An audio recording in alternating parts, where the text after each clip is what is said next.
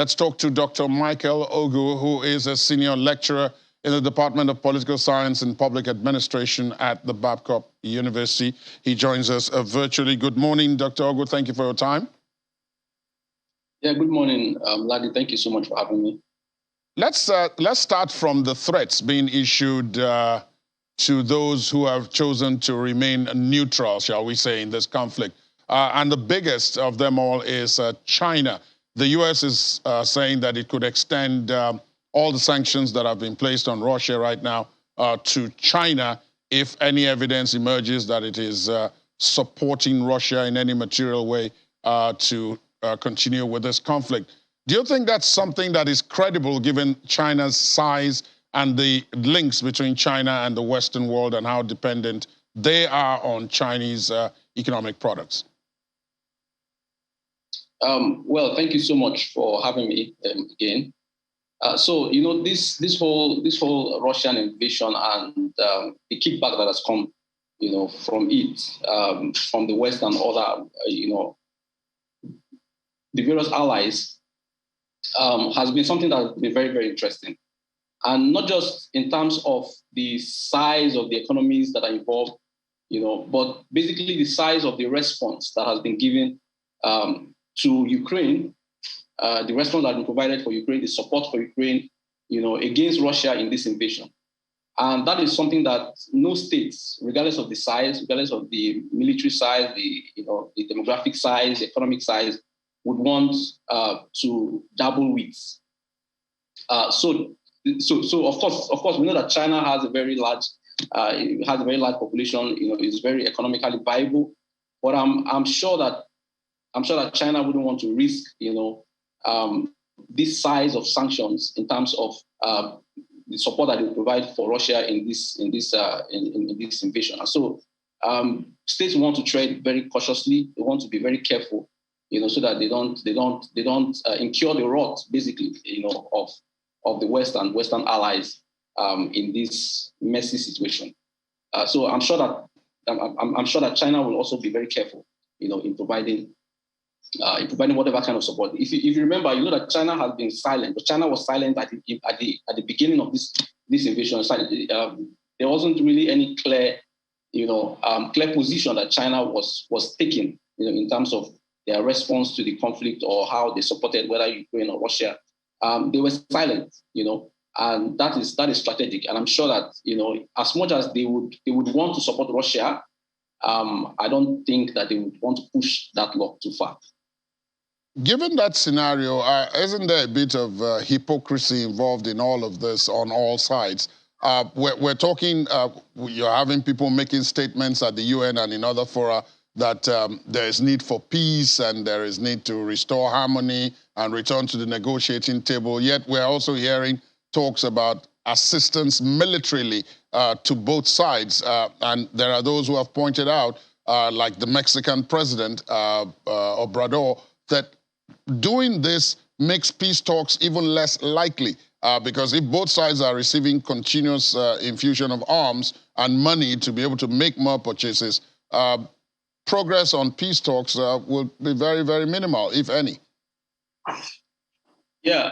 So the first thing we must understand is that, you know, morality is not a question in international politics.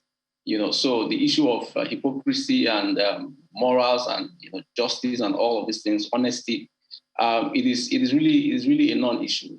International politics is about interests. It's about what drives those interests, you know, and basically what helps to accomplish those interests.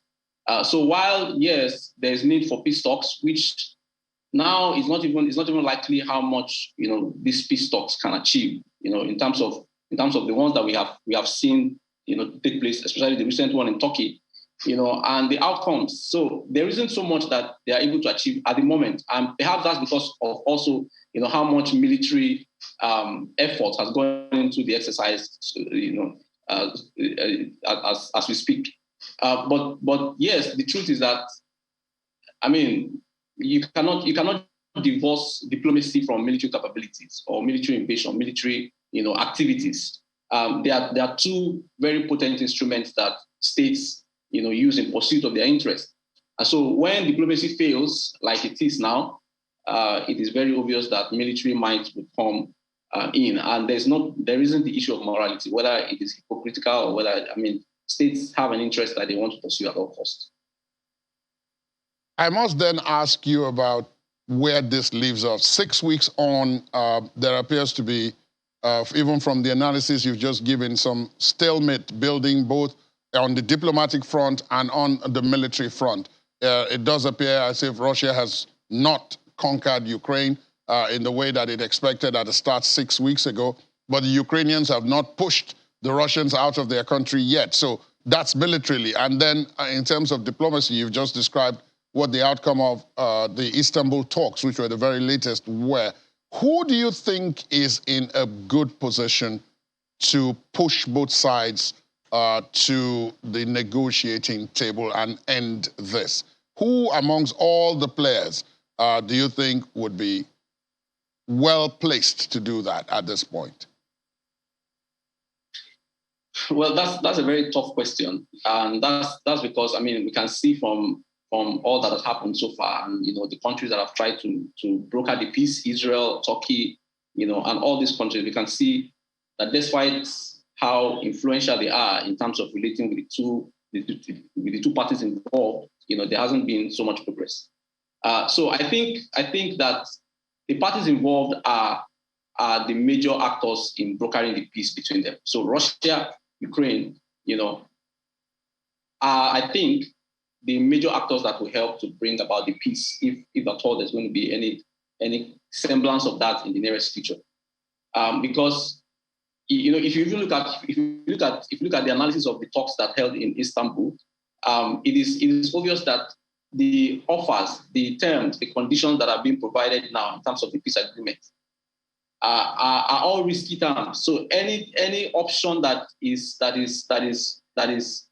taken now comes with some level of risk for both Russia and Ukraine. And so I actually think that this conflict will continue for a very long time to come, because Russia is not ready yet to back out, because, like you said, they have not achieved their objective yet, and Ukraine also is not also willing to step down and compromise and accept any kind of not very concrete agreements from Russia, because that would mean that they remain subject to Russian attacks in the future, or Russian invasion in the future. So this is a very decisive moment for both Ukraine and Russia.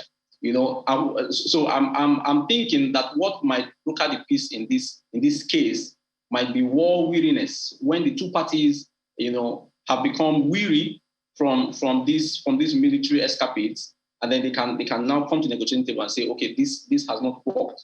Then how do we both make compromises, that we can both accept and move forward? But with the level of sanctions that are even coming from the Western countries and allies, I don't even see the roles that these countries can play in negotiating the peace now between these two parties, because Russia, would not see any of these allies as neutral parties to broker the peace.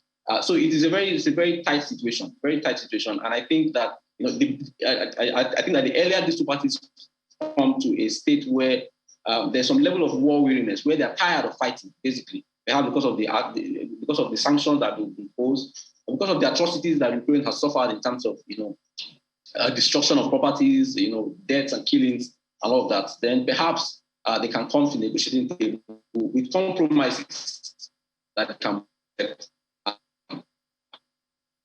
All right, then. Thank you very much, Dr. Ogu. Dr. Michael Ogu is a senior lecturer at the Department of Political Science and Public Administration in Babcock University. Thank you for your time and for your perspective this morning. Thank you for having me.